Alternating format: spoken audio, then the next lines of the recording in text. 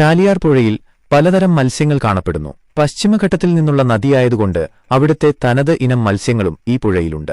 ചാലിയാർ പുഴയിൽ സാധാരണയായി കാണുന്ന ചില മത്സ്യങ്ങൾ താഴെ കൊടുക്കുന്നു. വരാൽ, സ്നേക്ക്ഹെഡ് ഫിഷ്.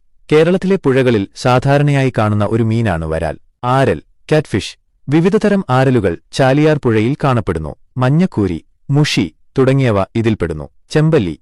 ഈ ഇനം മത്സ്യവും പുഴകളിൽ ധാരാളമായി കാണാറുണ്ട്. പള്ളത്തി, കരിമീനിന്റെ ചെറിയ പതിപ്പ് എന്ന് വിശേഷിപ്പിക്കാവുന്ന ഒരു പുഴമീനാണ് ഇത്. മഞ്ഞ നിറമുള്ളവയെ മഞ്ഞപ്പള്ളത്തി എന്നും വിളിക്കുന്നു. മുരശ്, വാള, കാരി, കല്ലുമുട്ടി, വാഹ, കുറുവ, പരൽ, തൂളി, കട്ടള, കരിമീൻ, വയമ്പ്, മലഞ്ഞിൽ, കോല, മുതുക്കില, മുള്ളി തുടങ്ങിയ ഒട്ടനവധി തരം മീനുകൾ ചാലിയാർ പുഴയിലുണ്ട്. സഹ്യാദ്രിയ ഡെനിസോണി, ഡെനിസൺ ബാർബ്, മിസ് കേരള.